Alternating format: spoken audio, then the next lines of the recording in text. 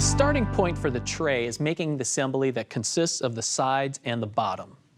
That's because the angle formed by the sides with the bottom determines the size and the shape of all the other parts. Now you can see that I've already cut the sides to their final length, but I've left them extra wide for now. The next step is to cut a bevel on the lower edge of the sides, and that's going to set that angle between the sides and the bottom. To do that, you can see that I've tilted the saw blade in the table saw, and I've positioned the rip fence to match the dimensions shown in the plans. Now, because these parts are pretty small, I've also set up a feather board, and that's going to hold the workpiece firmly against the rip fence. Now, using a push block, I can cut the bevel in a single pass.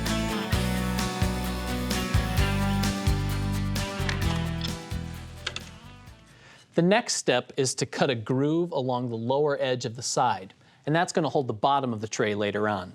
Now, to do that, I've left the saw blade tilted, but I've lowered it a little bit, and I've repositioned the rip fence. Now, that's because I want the groove to start right at the beginning of the bevel. Once again, use a push block and a pad to guide the workpiece across the blade. There's one final angle cut that I need to make, and that's to cut the sides to their final width. Now, the key here is that I want the distance from the top edge of the groove to the bottom edge of the side to match the thickness of the tray bottom exactly, just like that. So all I need to really do is just raise the blade a little bit and reposition the rip fence, and then I'll make the cut. There's one other detail that I want to mention, and that's where the handle locks into the sides. Now, to do that, I'm going to cut a notch in the upper edge of each side. To make this cut, I've set up a dado blade in the table saw, and I'm going to guide the workpiece using an auxiliary fence attached to my miter gauge. Now I'm going to set it up so that the rip fence acts as a stop to position the location of the notch. Now, these pieces are pretty narrow, so I'm going to hold it in place with a clamp. That locks the workpiece in place, and it keeps my fingers safely away from the blade. Now I can push the workpiece across the blade and make the cut. That takes care of the sides. Now I can turn my attention to the bottom of the tray. And this is just a simple panel that I've glued up and cut to its final size.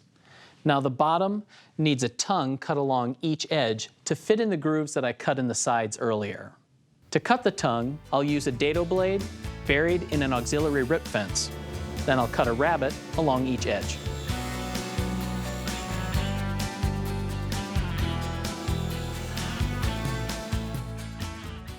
After wrapping up my work at the table saw, I'm ready to assemble the bottom with the two sides. Now, as you can see, the angled sides mean that it's just about impossible to pull a clamp across this. But I have a little secret. I've applied a few strips of tape along each side, and that pulls the side tight to the bottom. But as you can see, that still leaves the top of the tray a little bit loose. The solution for that is another long strip of tape that I can apply across each end, and that'll hold the two pieces in place. Looks like I'm ready to apply some glue, and once that's dry, this tray is ready for the ends and the handles. Okay, Phil, the sides are complete. We're ready to move on to the next step. And that means we can add the ends and the curved handles that give this tray its unique look. Now, I want the handle to match the ends perfectly, so I'm going to start by making the handle using it as a template to shape the ends. There's a bit to do here, so I better get started. Well, now I'm ready to begin work on the curved handle for the tray. And to do that, I'm going to start off with an oversized blank like I have here, and then I'm going to use a beam compass to draw the arc. Now, the beam compass consists of a spacer block that's attached to a plywood base, and the beam is just a scrap piece of wood with a hole drilled on it. Now, that'll be the pivot point. Now, there's two more holes drilled. One here, that'll be the inside of the arc. The outside of the arc will be this hole, and the spacing in between them will determine the thickness. Now, all I have to do, oh wait, one more thing.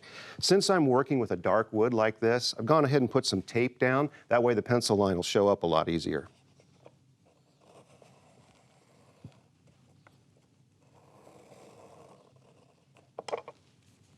With the layout complete, I'm ready to cut the handle to shape. First, I trim the ends of the table saw. Now I can cut the curve.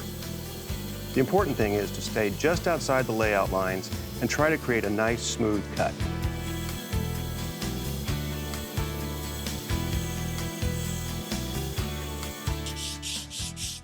Well, I've been sanding the handles down and they're fitting really nicely into the notches cut into the tray.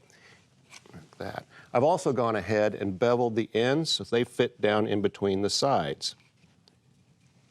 As you can see, the ends stick above the handle, but that's no problem because I'm going to use the handle as a template to create a matching curve on the ends.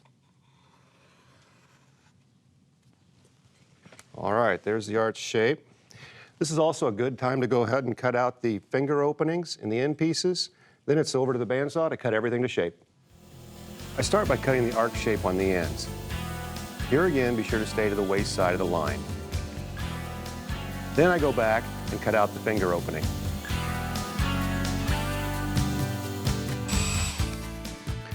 After cutting and sanding the ends, they can simply be glued in place. But to help reinforce that, I've added dowel pins here and here.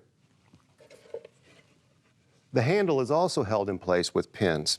To pin the handle, you drill a hole through the top edge of the side, and then you glue in a small piece of dowel. Then you can trim the dowel off, sand a little flush, and this project's complete. Woodsmithplans.com. Hundreds of professional, high-quality woodworking plans right at your fingertips.